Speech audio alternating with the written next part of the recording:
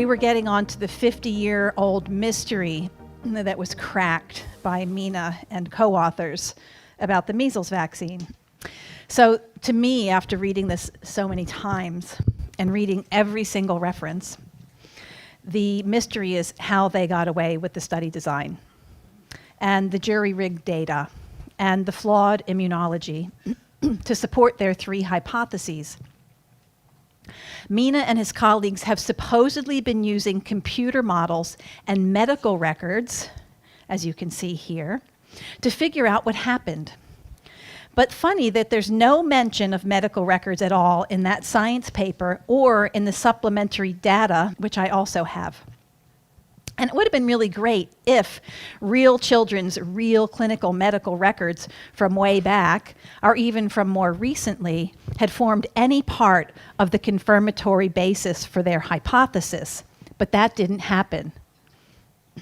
While the article admits that the conclusions are a hypothesis, the results were presented as a revolutionary, mathematically revealed discovery, which has solved some long-standing mystery upon which action should be taken. I read through these articles wondering why the world's expert on measles never noticed this phenomenon before, particularly if measles infection also wiped out any immunity gained from vaccines or from natural immunity before the vaccines were marketed. I couldn't understand why it was that the messages from lay media to parents and doctors didn't really discuss the study, but used the flawed conclusions as a direct attack against vaccine-hesitant parents. The answer became clear after looking closely at the track records of another author called Osterhaus. And his name on this paper is a big red flag.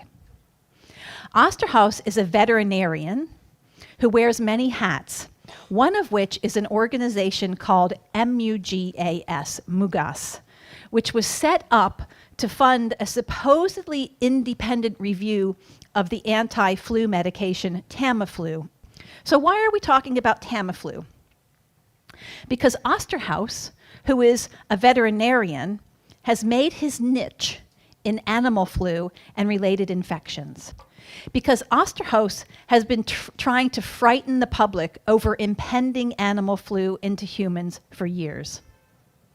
He's currently known as Dr. Flu, or the swine flu pope, in his home country, the Netherlands. His doctoral thesis was on peritonitis in cats. Now, I'm often criticized for being a nephrologist who criticizes vaccines. But this man is a veterinarian and doesn't even have a license to practice medicine on humans, yet he's in position to set world policy regarding vaccination to humans. He's also been criticized for what has been described as a fear campaign, calling for far-reaching measures to combat the 2009 flu pandemic.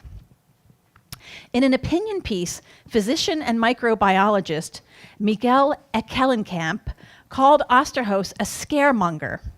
And he said, quote, "Expert Osterhaus should be banned indefinitely from television. Everything he claimed turned out to be untrue. We're not all going to die like we did in 1918. Not everyone needs a vaccination. We are not going to give Tamiflu to everyone, and the virus has not mutated into something much more dangerous." Osterhaus was also criticized in this Science Journal article by Martin Enserink in 2009. Now remember, this is the same journal that just printed this one that I'm putting around. The article here, looking more closely, quotes a Dr. Luc Bonneau, calling Osterhaus a fearmongerer, and also saying that an alpha male like Osterhaus is going to dominate all of the committees. Osterhaus was described as the alpha male. There was so much upheaval in the media over Osterhaus's behavior that health officials were concerned it would have an anti-vaccination effect on HPV vaccines. Note that this is the same journal that published Mina and Osterhaus that I just put around. So remember the name Martin Enserink, okay? Because that's going to become important also. Remember how Miguel Eckelenkamp mentioned Tamiflu? That's because Osterhaus also pushed Tamiflu, not just vaccines, and there's a reason for that.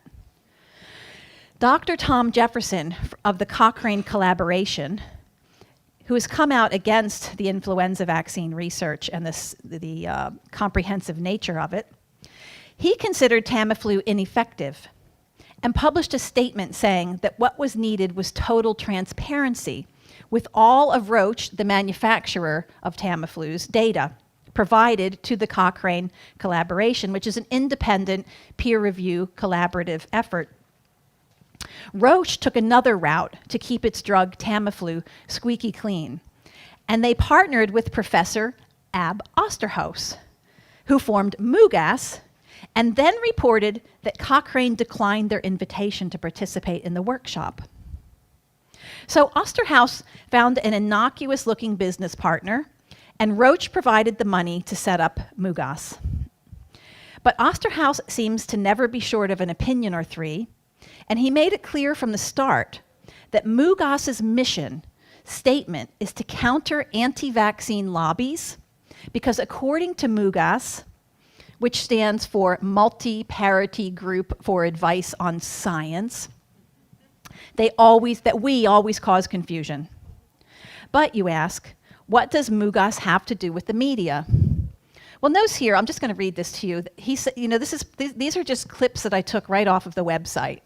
Whenever the public health debate suffers from a multitude of conflicting messages, studies, and conclusions, MUGAS Foundation can help by performing an independent overall review or analysis of all available scientific literature and data. And he says that anti-vaccination lobbies deliberately misconstrue information to suit their own needs. So as far as what they have to do with the media, Osterhaus is co-author with Mina, okay? And I looked carefully at MUGAS's partnerships. And this particular page hit me right between the eyes. MUGAS's multidisciplinary team. Remember Martin Enserink from Science? He's the European editor of the journal. He criticized Osterhaus in 2009, as you saw, and then he was brought into the team at MUGAS by 2013. We also have here Deborah McKenzie, you remember her, who broke the story in The New Scientist with a stinging rebuke to the anti-vaccine movement. Well, there are parts of MUGAS's members of the press, multidisciplinary team.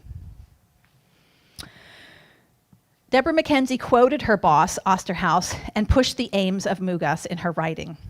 So it should be very clear and obvious now that this is a web of conflicted interests, all with the same aim: to beat up parents and health professionals who dare to question the huge money-making holy grail.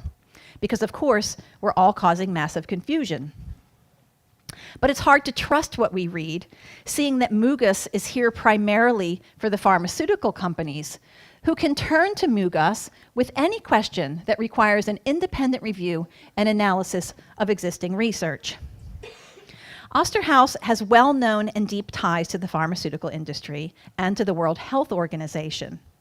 The World Health Organization now receives more money from the pharmaceutical industry and private industry than it does from governments. Osterhaus is a man on a mission. And as far as his MUGAS is concerned, they have an obligation to join forces with journalists and anyone else who could be useful to determine public opinion. When only one side of the story is heard and often repeated, it will determine the public opinion. When that side of the story appears to be wrong, the scientific community has the moral obligation to join forces and to counter misleading messages with better data and stronger analyses. They're here to settle the scientific debate. Here is MUGAS's media partner, Deborah McKenzie again, reporting about Mina's article in The New Scientist. The voice behind her is obviously Osterhaus, who again identifies his target, the anti-vaccination movement, right here. You saw another Osterhaus comment directed at the anti-vaccine in a previous slide. The message to the public wasn't just about a newly discovered terrible effect of measles. It was about hitting up Osterhaus's favorite target, the non-vaccinating parents. Even in the medical article published in Science, the article starts and finished, as you can see in the article I put around, with non-vaccinators in mind. The last sentence is really interesting, and I've clipped out the beginning and the end of that article. And it reads, quote, "Our findings help dispel the mystery surrounding the disproportionately large reductions in mortality seen after the introduction of the measles vaccination." This is just a mathematically synthesized construct. It's opinion. It's not fact. There was no disproportionate decrease in mortality after the introduction of measles vaccines to high-income countries. Not from measles and not from any other type of infection. And proof of that is found in core infectious disease textbooks used by medical schools, such as this one by Nelson, 2005. See the bottom line here? That is infectious disease deaths. Look at it after 1950. And you can see that there is almost no progress of decline in infectious disease deaths. Here's where the vaccine for measles in America came in. Now compare that to the disproportionate fall in deaths that happened beforehand. That first measles vaccine was used in America in 1963. Look how all deaths decreased independently of antibiotics or vaccines. Influenza and pneumonia in 1900, 202 per 100,000 died. By 1935, there was no influenza vaccine. We're down by half. By 1970, when there was a very poor vaccine only given to a small amount of the population, we're down further. Tuberculosis, almost gone by 1970. We never used BCG vaccine in America. Gastroenteritis, almost gone by 1970. There's no gastroenteritis vaccine. Now today there's rotavirus, but there wasn't then. Typhoid fever, it's gone. There was no typhoid fever vaccine in America. Measles, 13.3 mortality rate per 100,000, which is very low compared to these other diseases. By 1935, we're down to 3.1. By 1970, we're down to 0. Dysentery, whooping cough, scarlet fever, meningitis, it's all the same. The trends were clearly going down before the vaccines. So I wonder why so many people are unaware of tables like this from medical textbooks that show the decline in death before the wide use of vaccines. Why are parents expected to believe that Mina's findings dispel a mystery which doesn't even exist? This kind of information is what is written in Dissolving Illusions, is not considered essential concepts by people whose writing excludes honesty, because policy is always more important. Everything I talk about today are the concepts that you're not supposed to know. When Osterhaus talks about determining public opinion, he's really talking about removing from your knowledge everything the medical system considers to be non-essential concepts. This is nothing new, as you can see from this pediatrics article from 1996, where so-called parent comprehension is discussed, but where parental behavior objectives and the desired health behavior are the real endpoints. And I'm just going to read this important part to you. Current materials contain an excessive amount of information that most patients do not find useful. The number of concepts per pamphlet should be limited.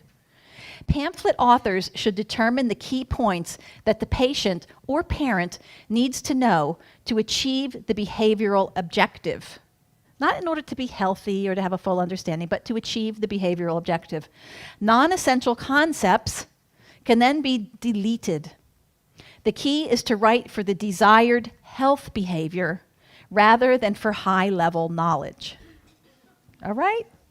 That's what they think of you. But for you, the concepts I'm talking about today are the ones that put everything into its correct perspective. Osterhaus is trying to get parents to conform. One of the reasons this talk is called manufactured consent is the information they give you is manufactured, carefully crafted, and put together to create a picture in your mind to make you scared. That's done by leaving out the high-level knowledge, which would counterbalance their fear-mongering. What they consider non-essential concepts are the ones that change the whole equation in favor of not vaccinating. By taking out that high-level knowledge, or what they consider non-essential concepts, they get you to do what they want you to do. And this is what Mugas, Osterhaus, and Mina are trying to do. They are rewriting history to change your perception, to alter your emotions. That could lead you to vaccinate out of fear. Popular press is altering peer pressure so that vaccinating parents will verbally abuse and ostracize non-vaccinators. It's medieval behavior, and it's ramped up through the internet. In an attempt to get to the bottom of the math, I started discussing this paper with both pro-vaccine people and people on the fence. And there were some lively discussions, and one of them was particularly fruitful. In an email to a friend of mine, Mina said this: while mortality was very high at the earlier years in our study, for example, about 13 in 100,000, it dropped to about 4 per 100,000 after vaccination. So this simply put words to what we already see in the study. And the graph might look like a landslide if you just look at this here, but the difference between those two red lines is only 9 per 100,000. And Mina admitted to hunting for a needle in a haystack. But the problem I have is that the needle actually doesn't exist. He goes on to say, now, while this is a 70% reduction in mortality, from an absolute numbers point of view, it's only 9 per 100,000. In my opinion, it's not difficult to consider that for every 16,000 individuals with possible immune amnesia, a small fraction may have been at the extreme side of things, resulting in an average 9 deaths as a consequence.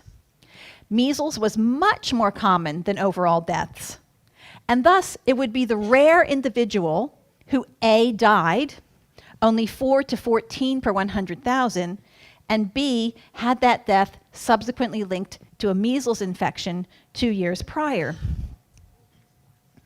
This is all assumption from a study that didn't originally get the results they wanted from their data, so they changed the assumptions to get their new theory.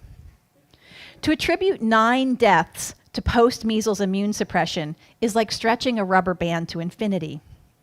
And even if a doctor had, say, 30,000 children in their medical practice, they may never have seen a patient that died from theoretical post-measles immune suppression.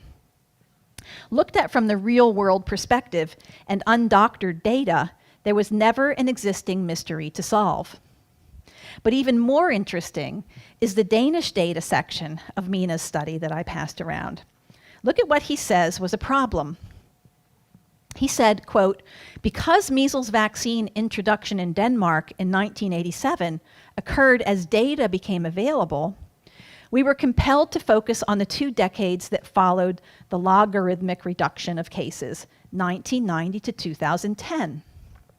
What Mina is saying is that because of the lack of measles incidence data before the vaccine was introduced, they had to analyze the data in the 20 years after vaccination in order to determine what happened in the 20 years before vaccination. Thank you. He put a link in the paper to the Danish data, which started from 1981. But if he had bothered to look on the same website where he got his limited data, he would have found this graph, which would have told him that Denmark's measles case data goes back actually to 1862, and that his data was incomplete, so he should have requested more. My friend sent Mina the earlier data and this graph, and he asked why he didn't include it in his analysis, and then Mina went silent and didn't return any of his emails. There actually were no data limitations. He could have had all the data he wanted. He could have also done what Roman and I did with the help of some Danish people here, which was a quick PubMed search, which came up with Melker in 2001, which had this graph on the right.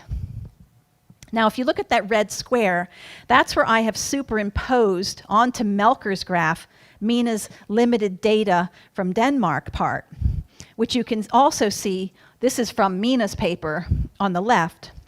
So for the purpose of Mina's hypothesis, it might have been better for him to have data limitations to generate the results that he was seeking. If Mina had gone from 1976, like Melker did here, he could have had all this data, or better yet, if he used the data from 1957, like we did, to make our new graphs, might his calculations have panned out differently?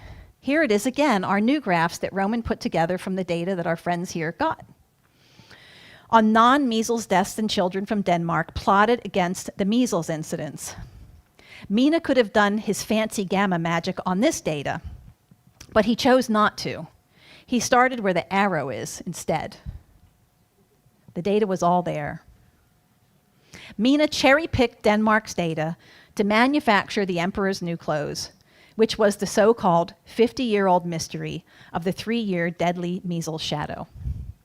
Now I see that we have coffee delivered, so we can take a short break, and there's just a little bit left, and then we'll go for questions and answers. Good? Okay.